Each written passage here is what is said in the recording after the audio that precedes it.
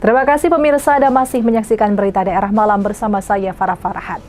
Baik pemirsa, inovasi dalam bidang agrikultur berhasil dilakukan oleh anggota TNI.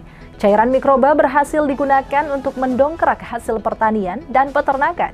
Informasi selengkapnya berikut ini.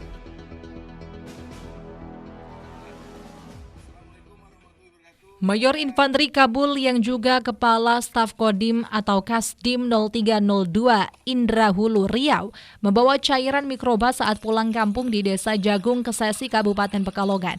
Cairan berisi mikroba itu berwarna putih susu dicampurkan ke kolam-kolam ikan milik peternak. Mikroba yang bernama PA36 Garuda itu akan membantu mengurai mikroba lainnya dan racun-racun yang mengganggu perkembangan ikan. Yang pada akhirnya ikan akan tumbuh sehat ditandai dengan makan banyak dan air berubah warna kehijauan. Selain untuk hewan ternak, cairan mikroba juga bisa untuk pertanian seperti padi, bawang merah, kelapa sawit, dan lainnya. Menurut Mayor Kabul, cairan mikroba dibuat berawal dari keluhan petani dan peternak yang produktivitasnya berkurang. Menurut Kabul, cairan mikroba PA63 Garuda terbukti banyak manfaat bagi manusia. Tak hanya untuk pertanian, namun untuk ternak, lingkungan tercemar limbah bisa dinetralkan menggunakan mikroba.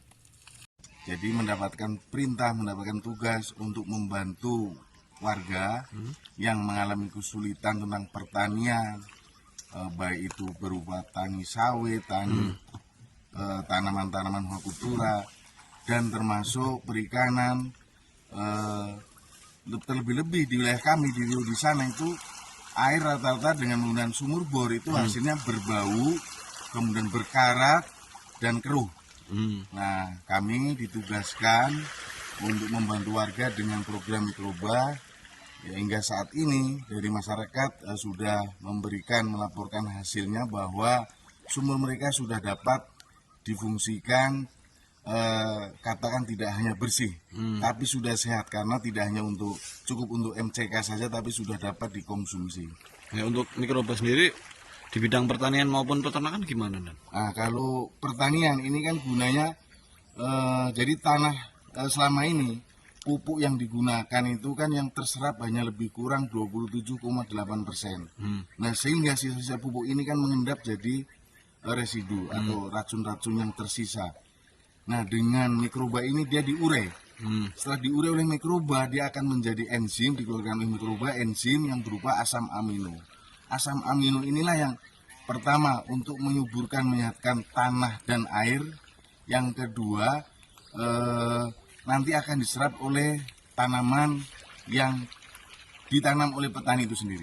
Kalau untuk peternakan kayak ternak lele atau ternak gimana? Oke, untuk perikanan ini yang pertama harapannya selama ini ikan diberi makan dengan pelet. Pelet ini kan diproduksi dengan kimia.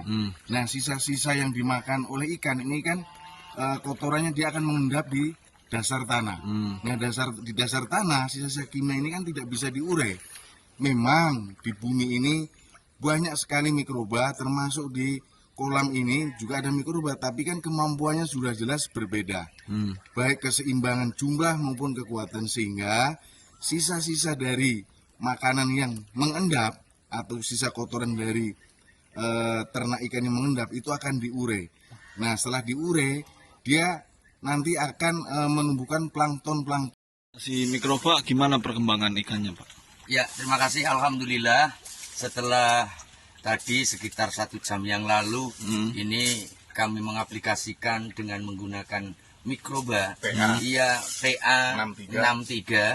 Ternyata yang tadinya ikannya itu pasif, ketika diberi pakan baru muncul, tetapi hari ini setelah diberi mikroba PA63 ini ternyata ikannya sangat-sangat aktif dan kemudian seakan-akan seolah-olah itu lapar terus.